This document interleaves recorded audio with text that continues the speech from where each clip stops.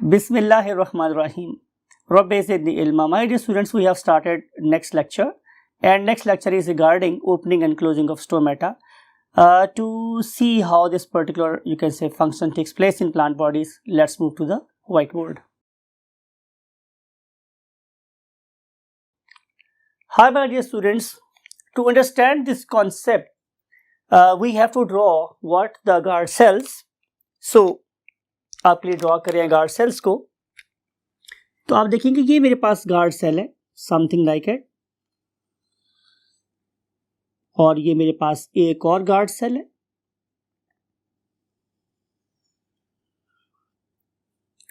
इस particular guard sales की हम लोगों ने कुछ यूनिक फीचर स्टडी किए थे. उनमें से पहला फीचर मेरे पास ये था, माय डियर स्टूडेंट्स, कि ये particular cells unlike other cells of epidermis do not have plasmodesmata. तो पहला पॉइंट अब लिखते हैं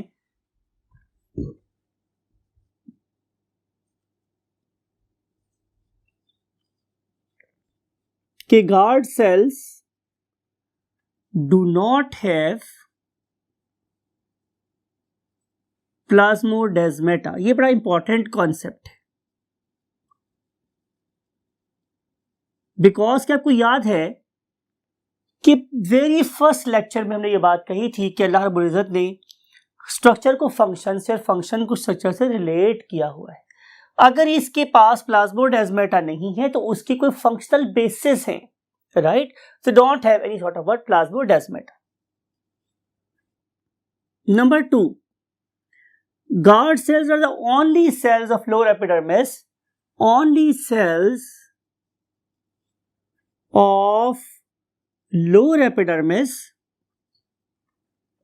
right, that have what? Chloroplast. सिर्फ ये वो सेल्स इनके पास क्या होते हैं? क्लोरोप्लास्ट्स होते हैं. तो ऐसा करते हैं कि क्लोरोप्लास्ट को इसमें ड्रॉ भी कर लेते हैं. These are the basic chloroplasts. हम इसको शो करने के लिए क्लोरोप्लास्ट ड्रॉ कर लेते हैं. ये जो बाकी सेल्स मैं यहां ड्रॉ कर रहा हूं इसके विसिनिटी में समथिंग लाइक इट, ये वाले जो सेल्स हैं, these are nothing other than normal epidermal cells. And if you look at the normal epidermal cells, तो they have plasmodesmata between them, something like it. One plasmodesmata is lying, for example, between this cell and this cell, somewhere here. And one plasmodesmata is lying somewhere here. One plasmodesmata is lying somewhere here. So there are too many plasmodesmata. But in case of the guard cell, there is no plasmodesmata. Another important thing, कि अगर आप इस particular guard cells की inner wall को देखें, inner wall को, तो it is much more thick as compared to the outer wall. तो ये जो wall है ये बहुत ज़्यादा thick है एज कंपेयर टू किसके बाहर वाली. Look at this, something like it. So compare thickness of this wall with this wall. अब ये वाले स्टोमेटा बेसिकली अपने डायमीटर को कम भी कर सकते हैं और ज्यादा भी कर सकते हैं. सवाल ये है कि ये अपने डायमीटर को कैसे कंट्रोल करते हैं. ये बात आपको बहुत पहले से पता है कि डे टाइम में, अगर हम डे की बात करें हैं, तो डे टाइम पे स्टोमेटा आर वाइड ओपन, ये काफी ज्यादा खुले हो जाते. लेकिन जब रात होगी, at night, this particular stomata और स्टोमा, दे आर क्लोज्ड और नियरली क्लोज्ड, राइट? ये दिन में खुल कैसे जाते हैं और रात को बंद कैसे हो जाते हैं, इसको बेसिकली हमने एड्रेस करना है इस लेक्चर में. इसके लिए हमारे पास दो थ्योरीज हैं. उनमें से पहली थ्योरी को हम नाम कहते हैं स्टार्च शुगर थ्योरी. अब ये थ्योरी में क्या बता रही है? लुक एट दिस, कि जो ही सनराइज होगा, मीन सुबह होगी, तो ये वाले chloroplast they will begin to make sugar. ये शुगर बनाएंगे. यू नो, पढ़े लिखे बच्चे हैं आप लोग, आपने पढ़ा था कि यह कब होगी? ट्रायोसिस बनेगी और फिर जो ट्रायोसिस है they will combine together and they will give rise to hexoses and then hexoses will give rise to disaccharides and then disaccharide will give rise to polysaccharides. We have all this trail in our mind. We know this fact, right? अब जब ये ग्लूकोजेस, जब ये sugars यहाँ पे बनेंगी तो export होंगी डेफिनेटली किस में, इन द साइटोप्लाज्म। जो शुगर यहाँ पे बनी वो कहाँ एक्सपोर्ट होगी, साइटोप्लाज्म में।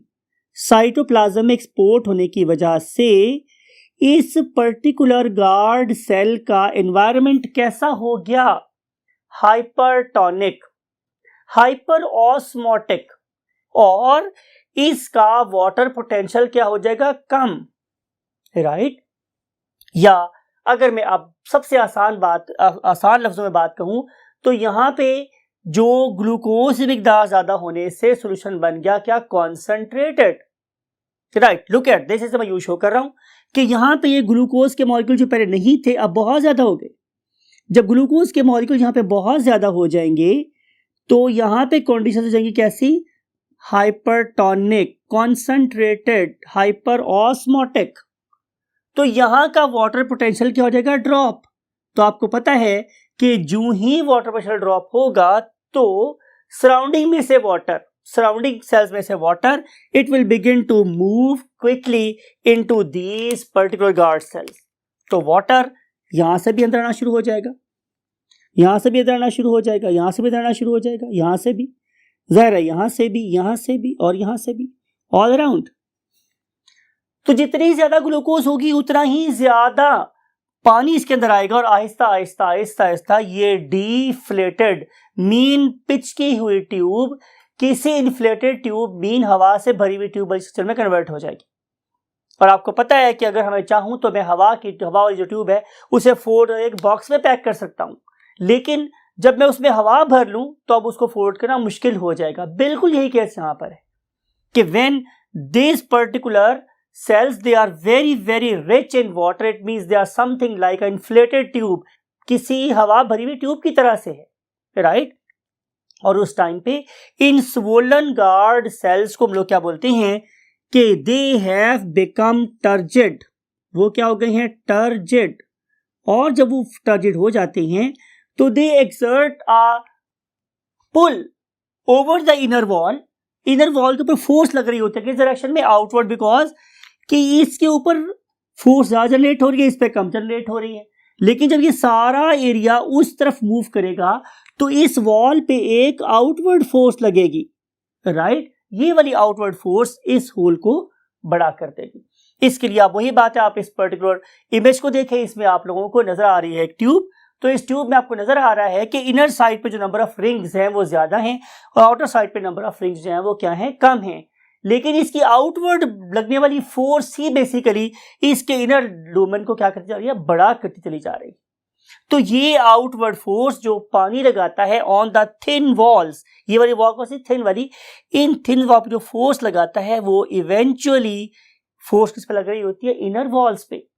और इनर वॉल्स जब साइड पे मूव करेगी तो स्टोमेटा क्या हो जाएगा, बड़ा हो जाएगा, राइट। अब बात करते हैं what happen at night. Night में क्या होगा, हम नाइट की बात करें। ये तो हमने सनराइज की बात करी थी, अब नाइट टाइम पे क्या हो रहा है। नाइट टाइम पे स्टूडेंट्स ये है कि there is no more sunlight. अब सनलाइट मेरे पास है ही नहीं, जब सनलाइट मेरे पास नहीं होगी तो फर्दर फॉर्मेशन ऑफ शुगर्स और स्टार्च और डाइसैकराइड, मोनोसैकराइड नहीं होगी। रिजल्ट में क्या होगा माय डियर स्टूडेंट्स कि export of glucose will be retarded, will be slower down. अब आहिस्ता आहिस्ता जो ग्लूकोज पहले से बना हुआ था वो साइडों पे मूव कर जाएगा। ग्लूकोज तो बाहर निकलता जा रहा है, बाहर निकलता जा रहा है, बाहर निकलता जा रहा है स्लोली स्लोली, लेकिन यह ग्लूकोज नहीं बन रहा। रिजल्ट में क्या होगा कि इस गार्ड सेल के अंदर ग्लूकोज की कंसंट्रेशन ड्रॉप होती चली जाएगी, right. Low look at this कि अब कितना कम ग्लूकोज रह गया इसके अंदर, वो ग्लूकोज कहां चला गया, जाहिर है वो ग्लूकोज एक्टिव ट्रांसपोर्ट के थ्रू नेबरिंग सेल्स में चला गया। अब रिजल्ट क्या होगा, अब नेबरिंग सेल्स का वाटर पोटेंशियल कम हो जाएगा। जब नेबरिंग सेल्स का साइड डब्ल्यू ड्रॉप होगा तो फिर वाटर गार्ड सेल्स में से निकल के साइडों वाले सेल में आ जाएगा। मींस जो प्रोसेस डे टाइम पे हुआ था उसका उलट प्रोसेस होगा और अब ये वाले सेल्स में किसी हवा खारिज की हुई ट्यूब की तरह की सिचुएशन डेवलप हो जाएगी कि मैंने उस पर्टिकुलर ट्यूब का वेल्व ओपन कर दिया, वो क्लैप्स हो गई, राइट। जब पानी इन पर्टिकुलर गार्ड सेल से निकल जाएगा, राइट, तो वो वाली फोर्स जो इन वॉल्स को बाहर की तरफ खींचे हुई थी वो क्या होगी, नलिफाई। तो ये वॉल्स दोबारा से क्या आ जाएंगी, करीब आ जाएंगी, और ये करीब आ जाने की वजह से नाइट टाइम पे ऑलमोस्ट जो होल है वो क्या हो जाएगा, बंद हो जाएगा, समथिंग लाइक इट। तो when there is no turgor pressure inside, जब टगर प्रेशर नहीं होगा, जब वाटर यहां पे नहीं रहेगा, तो जाहिर है वो वाली फोर्स उसे खोल के रखती थी वो भी क्या हो जाएगी, गायब हो जाएगी। और उसके गायब हो जाने की वजह से डेफिनेटली क्या होगा माय डियर स्टूडेंट्स, ये सुराख बंद हो जाएगा।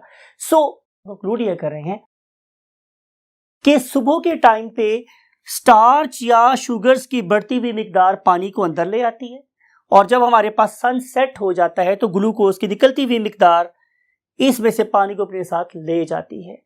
जब पानी इसके अंदर होगा तो cells will become turgid, stomata will become wide open, और जब रात के वक्त पानी यहां से निकल जाएगा stomata will become what, stomata will become flaccid. Night time पे क्या हो जाते हैं, फ्लैसिड, ठीक है। So there is no more water, अब मेरे पास नो मोर वाटर, और जब मेरे पास नो मोर वाटर तो देयर इज क्लोज्ड स्टोमेटा, तो मेरे पास स्टोमेटा कैसे हो जाएंगे, क्लोज्ड हो जाएंगे।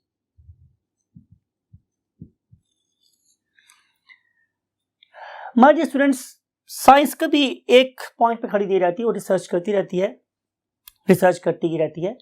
तो जब हम लोगों ने इसके ऊपर असरअंदाज होने वाले डिफरेंट फैक्टर को स्टडी किया तो मुझे ये पता चला कि बहुत दफा ऐसा हुआ कि मैंने तो सनलाइट दी नहीं किसी पौधे को, उसके बावजूद स्टोमेटा खुद ब खुद ओपन हो गए।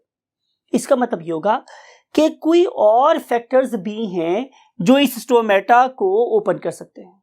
दूसरी बात ये कि मैंने एक और चीज नोट की कि ग्लूकोज की जो फॉर्मेशन है वो तो बहुत स्लोली बिल्डअप होती है। तो जितनी स्लोली ग्लूकोज बिल्डअप होता है उससे कहीं ज्यादा तेजी से स्टोमेटा ओपन हो जाते हैं। इसका मतलब होगा कि डेफिनेटली ग्लूकोज ही शायद वो ओनली फैक्टर नहीं है जो स्टोमेटा के ओपन या क्लोज होने का क्या है, जिम्मेदार है। तो हम देखेंगे अगली कॉलम में कि फिर ग्लूकोज के अलावा कौन सा ऐसा फैक्टर जो स्टोमेटा को ओपन या क्लोज कर सकता है। So let's move to the next column. Yes my dear students, next thing is potassium influx theory.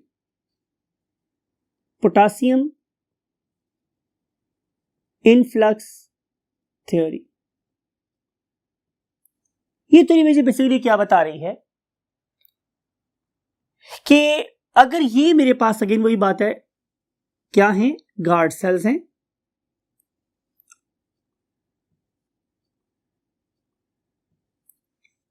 और ये कौन से सेल्स हैं, एपिडर्मल सेल्स हैं। कौन सी एपिडर्मिस के, लोअर एपिडर्मिस के, और इन लोअर एपिडर्मिस के सेल्स में एक बड़ी इंपॉर्टेंट चीज पाई जाती है and that very thing is called as potassium ions, K ions, right. अब इन पर्टिकुलर के आयंस का बहुत अहम रोल है इन opening and closing of stomata. Look at this, again हम बात शुरू कर रहे हैं सनराइज से, यानी कि ये सनराइज की बात हो रही है, या एक मैं वर्ड आप लोगों की नजर कर रहा हूं वो है what, the biological clock, right. आमतौर पे ऐसा होता है स्टूडेंट्स कि गांव वगैरह में तो ऐसे होता है कि जो ही सनराइज होता है सूरज की गर्म गर्म शुआएं बंदों के चेहरों पे पड़ती हैं तो उठ जाते हैं, लेकिन शहरों में तो लोग अपने कमरों के अंदर सोए होते हैं, फिर भी कैसे उठ जाते हैं, कैसे उठ जाते हैं, due to presence of a clock inside their body. बहुत से लोग ऐसे होते हैं जो जिनको अपने सुबह उठने के टाइम पे बहुत कंट्रोल हासिल होते हैं, दे have got very efficient internal biological clock system. उस टाइम पे वो उठ जाएंगे और उठ के अपनी फजर की नमाज भी पढ़ेंगे, और अगर चाहें तो उससे पहले ताजुद की नमाज भी पढ़ सकते हैं। लेकिन हम बात कर रहे हैं प्लांट्स की, तो प्लांट्स के केस में भी ऐसा ही होता है कि they have got their internal clock system and that very internal biological clock is going to trigger mean start करना किसको, influx of potassium ions how very rapidly quickly into the guard cells। तो क्या होगा कि जो potassium ions है वो बहुत तेजी से इसके अंदर की तरफ मूव करेंगे। जब पोटासियम आयंस इन साइडों वाले सेल्स से अंदर की तरफ मूव करेंगे तो जाहिर है इस पर्टिकुलर गार्ड सेल्स में पोटासियम आयन की कॉन्सेंट्रेशन बहुत ज़्यादा बढ़ जाएगी। तो यू नो वेरी वेल कि जो ही के आयंस बहुत ज़्यादा होंगे तो इस पर्टिकुलर सेल का वाटर पोटेंशियल कम हो जाएगा, ऑस्मोटिक पोटेंशियल बढ़ जाएगा, कंडीशंस हो जाएंगी हाइपरटोनिक। राइट, मैं वर्ड लिख रहा हूं आप लोगों के लिए कि यहां पे कंडीशंस हो गई कौन सी, हाइपरटोनिक, हाइपरटोनिक, या मैंने वर्ड यूज किया हाइपर ऑस्मोटिक। राइट, या मैंने वर्ड यूज किया कि यहां पे वाटर पोटेंशियल हो गया लो। वाटर पोटेंशियल को याद है आपसे क्या था, वाटर पोटेंशियल जो साइन हम यूज कर रहे थे it was basically Sai W, तो साई डब्ल्यू क्या हो गया, लो। तो जो ही वाटर पोटेंशियल कम होगा तो साइडों वाले सेल्स में से वाटर अब इन पर्टिकुलर स्टोमेटा के अंदर आ जाएगा। ये जो मैं ब्लू साइन लगा रहा हूं it is for water. So water is rapidly moving into the stomata. It is something like जैसे मैं किसी पंप के साथ किसी ट्यूब में हवा भर रहा हूं तो समझ ले कि जितनी तेजी से वो ट्यूब फूलती है शायद उससे भी ज्यादा तेजी से ये वाले स्टोमेटा क्या हो जाएंगे, जल्दी से फूल जाएंगे। राइट, ये कब हुआ, जब मेरा बायोलॉजिकल क्लॉक एक्टिव हुआ या सनलाइट हुई तो उस टाइम पे डेफिनेटली ये वाला प्रोसेस होगा। एक और बात याद रखिए, एक और चीज बड़ी इंपॉर्टेंट है, वो चीज क्या है जिसे हम बोलते हैं स्टिमुलेंट, कि स्टोमेटा को ओपन करने वाली कौन सी चीज है। तो उसके लिए हम आंसर दे रहे हैं कॉन्सेंट्रेशन ऑफ CO2। फिर है मेरे पास presence of blue light. Right, ये दो बड़े बड़े इंपॉर्टेंट फैक्टर हैं कि जो स्टोमेटा की ओपनिंग क्लोजिंग को गवर्न कर सकते हैं। तो डे टाइम पे आप लोगों ने देखा कि जो ही सनलाइट हमारे पास क्या होगी, इंक्रीज होगी, तो हमारी CO2 की कॉन्सेंट्रेशन कम होना शुरू होगी। तो decrease concentration of CO2 will stimulate what, the influx of potassium ions. तो इस लिहाज से जैसे हमारे रेस्पिरेशन में CO2 क्या था, एक स्टिमुलेंट था। राइट, कि आपको पता है जब एक्सरसाइज शुरू करता हूँ, भागना शुरू करता हूँ तो मेरे मसल में CO2 बिल्ड स्टार्ट होती है। This particular CO2 basically increases my ventilation rate, increases my pumping rate. Same is the case here कि जब इस पर्टिकुलर केस में CO2 कॉन्सेंट्रेशन कम होगी तो इसका मतलब है कि प्लांट ने फोटोसिंथेसिस स्टार्ट कर दी है, तो ये स्टिमुलेंट होगा पोटासियम आयंस के इन्फ्लक्स का, और उसके रिजल्ट में पोटासियम आयंस मूव करेंगे अंदर, कंडीशंस होंगी हाइपरटोनिक, और वाटर मूव करेगा inward. Cells will become what, turgid. और आपको पता है कि जब ये वाले गार्ड सेल्स टर्जिड होंगे तो as a result stomata will become open. तो स्टोमेटा क्या हो जाएंगे, ओपन। अब हम बात करते हैं कि ये क्लोज कैसे होते हैं। अब हम इसकी लेफ्ट साइड यूज कर रहे हैं कि जब होगी हमारे पास फॉर एग्जांपल नाइट, तो नाइट के टाइम पे क्या होगा, night we may write it with black. रात वक्त क्या हो रहा है मेरे पास स्टूडेंट्स, रात के टाइम पे नो ब्लू लाइट, मेरे पास ब्लू लाइट है ही नहीं। राइट, फिर इस पर्टिकुलर प्लांट बॉडी के अंदर पाए जाने वाले ओन क्लॉक, ये भी एक फैक्टर होता है।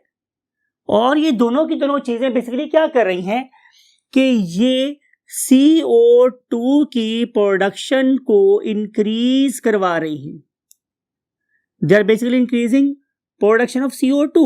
भाई वो प्रोडक्शन ऑफ CO2 कैसे इंक्रीज हो गई, क्यों, क्या वो फोटोसिंथेसिस नहीं हो रही, तो plant is basically carrying out it's normal respiration, so CO2 concentration will increase. इस CO2 के इंक्रीज होने का मतलब ये है कि now it is a time of outflux of potassium, not a time for influx, it is a time of outflux of potassium. तो जब मेरे पास पोटासियम आयंस बाहर मूव कर जाएंगे तो इंटरनल एनवायरनमेंट कैसा हो जाएगा, internal environment will become hypotonic और हाइपोऑस्मोटिक, और इसलिए हम यूज करते हैं it will gain water potential, it will gain word psi W, mean to say कि अब यहां पे पोटासियम आयन के बाहर निकल जाने की वजह से वाटर पोटेंशियल ज्यादा हो जाएगा, वाटर पोटेंशियल ज्यादा हो जाएगा किससे? सराउंडिंग वाले सेल से। तो अब रात के वक्त क्या होगा कि वो वाटर जो टाइम पे अंदर गया था वो यहां से बाहर निकलना शुरू हो जाएगा, so water will begin to come out.